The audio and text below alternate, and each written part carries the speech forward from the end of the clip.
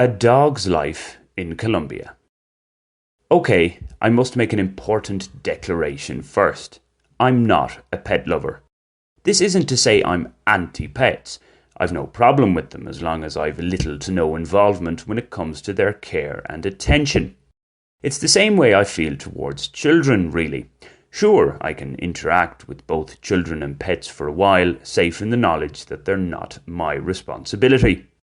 So it does bug me quite a bit when pet owners appear to force their love for their balls of fur on me.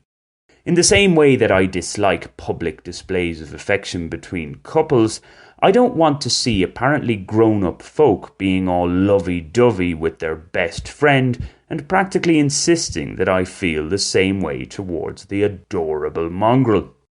Yes, I'm using terms associated with dogs because it's mostly those canine creatures that I'm referring to here.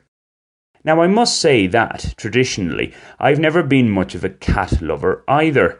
In fact, in the past, I'd always say I preferred dogs to cats. However, these days I appreciate the more independent and largely not bothered, selfish nature of cats. Dogs, on the whole, tend to be so much more demanding, not to mention noisier. Nonetheless, even if a particular dog owner thinks his or her mutt is the greatest on the planet, they all think this way, don't they? As long as he or she is a responsible, respectful owner, then I'm okay with that. It's with those who are anything but responsible that I have quite the bone to pick. Similar to how they probably raise any children they might have, these self-proclaimed animal lovers allow their fleabag to roam the land unrestrained.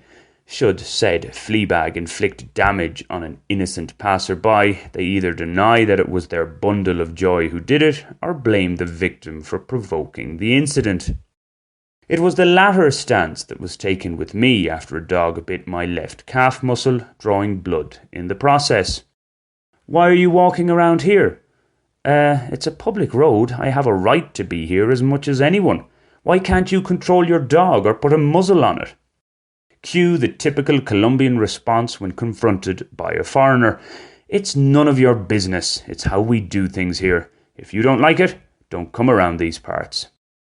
In mitigation, the man who responded thus had, it seemed, the same number of cells in his brain as the average person has on the nail of their little finger. The children who were with the dog when it bit me were more understanding. Perhaps there is hope for the future, although this thoughtful side to them will most likely disappear. The dominant culture of taking no responsibility for one's actions is sure to shine through. I would, of course, have been within my rights to report the incident to authorities, especially with the general lack of remorse shown. Experience has taught me, though, that this is an utter waste of time. Impunity reigns supreme here.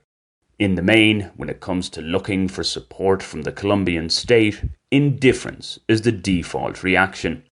Trust in officialdom to act as an impartial arbiter is practically non-existent.